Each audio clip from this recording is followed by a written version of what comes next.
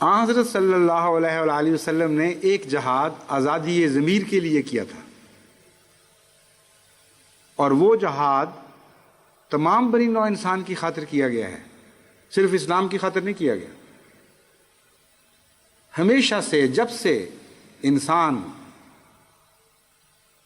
انسانیت کو پاؤں تلے روندنے والوں سے مقابلہ کرتا چلا آ رہا ہے،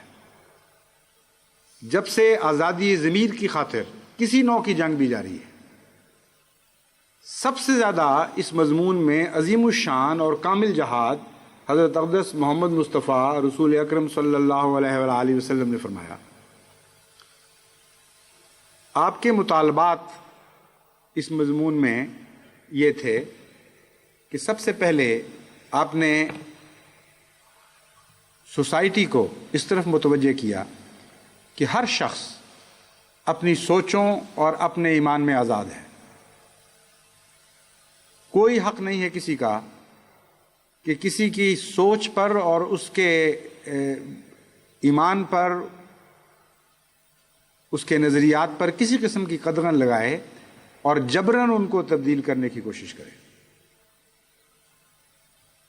یہ جو اعلان ہے یہ اسلام کے لیے نہیں ہے۔ بڑی جہالت ہے اگر اسے یہ سمجھا جائے کہ صرف اسلام کی خاطر ہے۔ یہ تو آزادی ضمیر کا انسان کا جہاد ہے، شرف انسانی کو قائم کرنے والا جہاد ہے۔ اس کا مطلب یہ ہے کہ انسان حق نہیں رکھتا کہ کسی اور انسان کے نظریات کو، اس کے خیالات کو، اس کی سوچوں کو تبدیل کرے زبردستی، یا اس پر جبر کے تالے لگا دے اور اس کو ان سوچوں کے اظہار کا حق نہ ہو۔ تو یہ دوسرا جہاد کا پہلو یہ تھا کہ آپ نے یہ فرمایا، اور قرآن کریم اس مضمون کو کثرت سے بیان کرتا ہے، کہ صرف یہ نہیں کہ انسان کو خود اپنی سوچوں میں آزادی نصیب ہے، بلکہ اس کو یہ بھی حق حاصل ہے کہ جو وہ سوچتا ہے، جو وہ دیکھتا ہے، جو وہ سمجھتا ہے، اسے دوسروں سے بیان کرے۔ اور اس کا نام بلاغ ہے، پہنچانا۔ جب وہ بیان کر دے تو پھر لستا علیہم بمسیطر کا مضمون شروع ہو جاتا ہے، بیان کرنا مبین طریق پر، کھول کھول کر۔ یہ تو فرض ہے ہر انسان کا، اس کا حق ہے، لیکن جبر کو اس میں دخل نہیں ہوگا، کسی قسم کے جبر کی اجازت نہیں ہوگی۔ چوتھا پہلو اس جہاد کا یہ تھا کہ اگر کوئی شخص اس کے نتیجے میں بات مان لے اور اپنے خیالات تبدیل کر دے تو ہرگز کسی دوسرے کا حق یہ نہیں ہے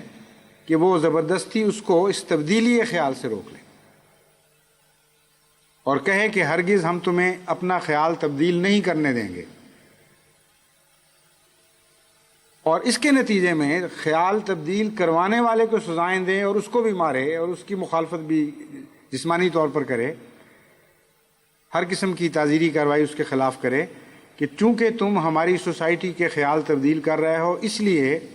ہم حق رکھتے ہیں کہ تمہارے گھر لوٹیں، تمہارے گھر جلائیں، تمہارے اموال لوٹیں، تمہیں ذبح کریں، تمہیں ہر قسم کی اذیتیں پہنچائیں، قانونی روکیں ڈالیں، قید میں تمہیں دھکیلیں، کیونکہ تمہیں کوئی حق نہیں کہ سوسائٹی کے خیال تبدیل کرو۔ تو پہلا حصہ مضمون کا ایسے خیالات سے تعلق رکھتا ہے جو طبعاً ہر انسان کے دل میں پیدا ہوتے ہیں یا وہ لے کر پیدا ہوا ہے، ان کو اپنے ماں باپ سے ورثے میں پائے ہیں، اس میں تبدیلی کا کوئی تعلق نہیں۔ کسی قسم کے کوئی خیالات ہوں، سچ ہوں، جھوٹ ہوں، نورانی ہوں یا ظلماتی ہوں، اس سے بحث ہی کوئی نہیں ہے۔ اعلان آپ کا یہ تھا، اور یہ قرآن کریم نے بار بار بڑی تحدی سے اعلان فرمایا کہ ہر انسان آزاد ہے اپنی سوچوں میں، اس کی سوچوں پر کوئی پیرے نہیں لگائے جا سکتے۔ دوسرا اعلان یہ کہ اپنی سوچوں کو بیان کرنے میں آزاد ہے۔ تیسرا اعلان یہ کہ اس بیان کو سن کر اگر کوئی اپنی سوچیں تبدیل کرے تو اس پر دخل دینے کا بھی کسی کو حق نہیں۔ چوتھا یہ کہ اس بات کو جرم نہیں سمجھا جائے گا کہ کوئی اپنے خیالات بیان کر کسی دوسرے کے خیالات تبدیل کر رہا ہے۔ اور اس کے نتیجے میں اسے کوئی سزا نہیں دی جائے گی۔ یہ عظیم الشان آزادی ضمیر کا جہاد ہے جو آج بھی تمام انسان کو متوجہ کر رہا ہے اپنی طرف۔ آج جتنی جد و جہد ہے انسانی زندگی میں، اس میں جتنی خرابیاں نظر آ رہی ہیں، ان خرابیوں کا آپ تجزیہ کریں تو ہر جگہ آپ کو ان بنیادی ہدایات سے روکشی نظر آئے گی، تب وہ خرابی پیدا ہوئی ہے۔ کوئی شخص ان حقوق میں دخل اندازی کرنے کی کوشش کرتا ہے، کوئی حکومت ان حقوق میں دخل اندازی کرنے کی کوشش کرتی ہے، اس کے نتیجے میں فساد پیدا ہوتا ہے، دکھ پیدا ہوتا ہے، ظلم پیدا ہوتا ہے، نظریاتی جد و جہد خون خرابے کی جد و جہد میں تبدیل ہو جاتی ہے۔ اور پھر جھوٹے اور مصنوعی اعلان کرنے والے یہ اعلان کرتے ہیں کہ نہیں نہیں نہیں، ہم تو آزادی ضمیر کی خاطر لڑائی کر رہے ہیں، اور دوسرے مقابل پر یہی اعلان کرتے ہیں کہ نہیں نہیں، ہم تو آزادی ضمیر کی خاطر جہاد کر رہے ہیں، تم زبردستی بدلا رہے ہو۔ وہ پہلے فریق پر الزام لگاتا ہے، وہی الزام دوسرا فریق پہلا فریق دوسرے پر لگا دیتا ہے۔ تو بنیادی طور پر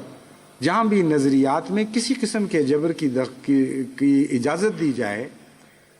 اور نظریات تبدیل ہونے کا جو منظر ہے یہ برداشت نہ ہو سکے کسی سے، اپنے بچوں کو دیکھ رہا ہو کہ کسی کی بات سن کر اس سے متاثر ہو رہے ہیں اور اپنے خیالات بدل رہے ہیں، اس کے سینے میں ایک آگ لگ جائے، وہ کہے میں یہ نہیں ہونے دوں گا۔ ہر ایسے شخص کے مقابل پر حضرت محمد مصطفیٰ صلی اللہ علیہ وآلہ وسلم کا جہاد کھڑا ہو جائے گا، آزادی ضمیر کے نام پر جو آپ نے جہاد کیا تھا۔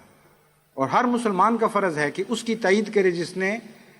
واقعتاً دلائل کی نتیجے میں اپنا مذہب تبدیل کیا یا اپنے خیالات تبدیل کیے، اور ہر ایسی جبر کی کوشش کا مقابلہ کرے جو ان بنیادی انسانی حقوق میں مداخلت کرتی ہے۔ ایسا شخص اگر بدنی جہاد پر بھی مجبور ہو، جسمانی جہاد پر بھی مجبور ہو، تو اسلام کے نزدیک وہ بھی جہاد ہی ہے، ثانوی حیثیت کا ہو مگر جہاد بہرحال وہ بھی ہے۔ اور جہاد کی اصل یہ تعریف ہے